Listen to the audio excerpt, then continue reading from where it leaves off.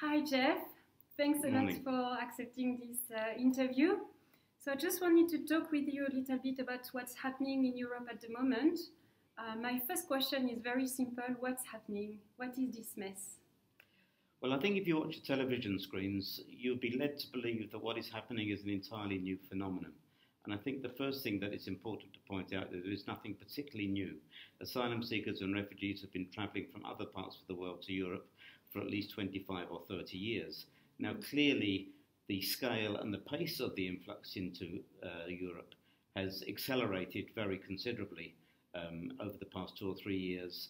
And that's particularly as a result of the Syrian refugee situation, with more than 4 million Syrians leaving their own country and going to neighbouring countries, but now increasingly moving on to other parts of the world, particularly to Western Europe. I think the second thing I'd like to say is that, again, if you look at your televisions and see the news reports, you might think, you might be surprised that better contingency plans were not made. I mean, I think we could have predicted that this would happen. Absolutely. People have been leaving Syria and other countries like Eritrea and Somalia in very large numbers. They often go to countries, whether in camps or not in camps, where the facilities are very limited and the levels of assistance are actually declining. And all of that would have led you to believe that people would start to move towards Europe. And in fact, at the end of 2014, we saw this in Bulgaria, where there was a kind of a mini emergency in Bulgaria with large numbers of Syrians crossing the border into that country, and Bulgaria finding itself firstly not capable of dealing with the influx, but also some very negative attitudes, both by the government and by the people of Bulgaria towards the new arrivals. And I think at that point, people within the European Union should have started to think, well, what's going to happen in the months and years to come? Surely this is going to be a more general phenomenon in Europe, not just confined to Bulgaria. And of course, that is exactly what has happened. And as we've seen, there seems to have been a complete lack of forward thinking and contingency planning, which has led us to the mess that we're in now, where we see people sleeping in the streets, in the open fields, without any adequate reception centres or facilities available to them. Yeah. And in this debate that we're having at the moment in Europe, what's missing? Is there any kind of information that you think is not enough mainstreamed? I mean, I think, to be honest, what is missing at the moment is any real sense of international cooperation and solidarity. And if we go back in history to the late 1940s and early 50s, when the current refugee regime was established, it was established on the principle that countries who are next to countries in conflict shouldn't be left to deal with this problem by themselves, that it's an international responsibility, not a national responsibility. And unfortunately, what we've seen in Europe, which is ironic, given the existence of the European Union, which is supposed to be moving towards what they say is an ever closer union, we've seen that national interests have predominated. People are passing responsibility from one country to another. They don't want to accept responsibility for the refugees on their territory, and indeed are doing, in many cases, everything they can to keep refugees from arriving.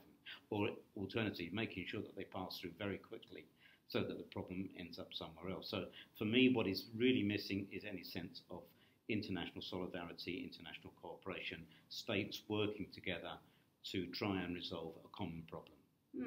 So you think that, for instance, one of the solutions would be for European states to much more support countries like Turkey, Jordan, Lebanon? I think that's a very tricky question, because we don't want to give the impression that by providing large amounts of assistance to neighbouring countries such as Lebanon, Turkey and Jordan, that we want to contain the refugee situation within those areas, because these countries are already under enormous pressure. At the same time, it makes perfect sense, I think, for the more prosperous countries of the world, and let's face it, the European Union countries are relatively prosperous countries, all of them. I think they do have an obligation and a responsibility to support the major refugee hosting countries to the extent possible, not only to support those governments and the host communities, but also to support the refugees themselves. And I think it's almost inevitable that if you can improve the conditions for the refugees, then the incentives to move on and to go elsewhere and to take very dangerous journeys would actually be reduced. So I think the idea of providing additional support to host countries and host communities, it must be an absolutely central part of any effective international response to the situation that we see now. Yeah, absolutely. And so you have been personally very involved at UNHCR on developing this urban refugee policy.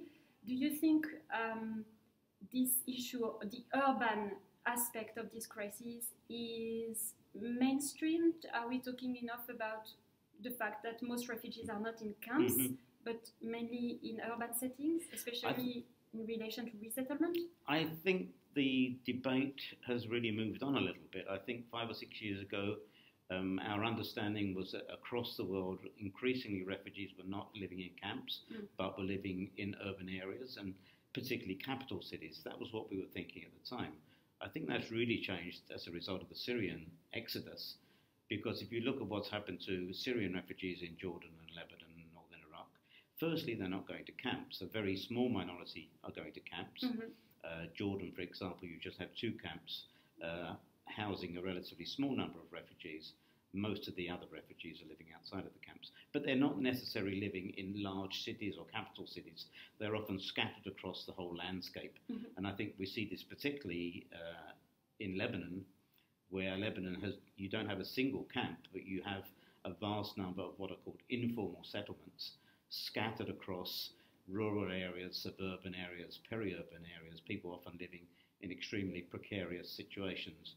So I think what has happened over the past 4 or 5 years, primarily as a result of the Syrian crisis, is that we've moved on from talking about refugees in urban areas to talking about alternatives to camps and refugees outside of camps. And of course, when you have large numbers of refugees living outside of camps, there are some particular logistical and monitoring problems that aid agencies such as UNHCR are confronted with and have to deal with.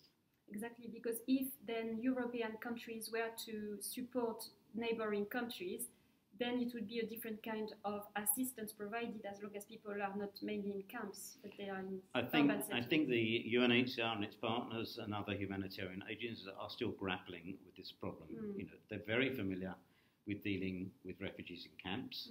They were becoming more familiar with dealing with refugees in large urban areas. Now they have this new challenge of dealing with refugee populations that are just scattered across very large parts of a country, where access and monitoring, identifying vulnerable cases is much more difficult.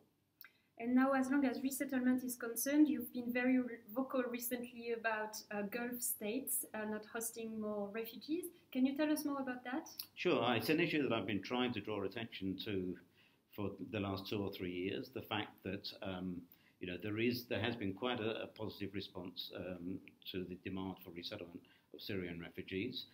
We find, for example, that quite significant numbers of Syrians are now being resettled in Latin America, for example. And it always struck me as quite strange that Syrian refugees should be going such a long distance to countries which speak a different language and which have a very different culture, whereas, relatively speaking, just round the corner, you have some very prosperous countries in the Gulf where the language spoken is the same as the Syrians, the culture is quite familiar, and yet those countries have not stepped forward to offer any resettlement places whatsoever. The one positive thing I've seen is that in just the last 3 or 4 weeks, this issue seems to be gaining much more traction. I see a lot more organisations and individuals making reference to the lack of response from the Gulf states. Unfortunately, despite that pressure, I don't think I'm particularly optimistic that the Gulf states will respond in any great way. But I think at the same time, it's an advocacy issue that we should continue to promote as much as possible. Because again, it comes back to this question of international solidarity and responsibility sharing. I know that the Gulf states have injected quite a lot of money into the refugee situation in the region, but I think when we're talking about global resettlement initiatives, they should be part of that discussion. And so to finish on an enthusiastic side, what would be the best scenario, according to you, to address the challenges of this crisis? Well, let me end with a very kind of simplistic statement, which is that I think we all know that resettlement is not the answer to the problem. We all know that keeping refugees in neighbouring countries is not the problem. The problem has to be the return of peace and security and livelihoods to people in their countries of origin. Not just Syria, we're talking about Somalia, we're talking about Eritrea, we're talking about other countries of the world that are generating refugees. And as the High Commissioner for Refugees, Mr. Guterres, has been consistently pointing out, in recent weeks and months. The situation we have globally is that humanitarian agencies are being left to pick up the pieces, and that the institutions established at the end of the Second World War to maintain international peace and security, particularly the UN Security Council, seem to be completely blocked from any effective action. And so despite the fact that the Syrian war has now been going on for 4 years, there is, I don't think, any meaningful peace process going on whatsoever, which means that the refugee situation is going to be with us, I think, for some time, and it's more likely to become more serious rather than less serious. And again, the consequence and the implication of that is more and more refugees will be trying at least to make their way to Europe. And what we've seen, which has been quite shocking in a way, is that the European countries have simply not been able to come together in any meaningful way. As I said before, pursuing national interests, blocking European Union initiatives for the reallocation of refugees, for example, and refusing to accept any kind of supranational governance of the refugee problem which has emerged within Europe. Thank you very much, Jack. My pleasure. Thank you very much. Thanks.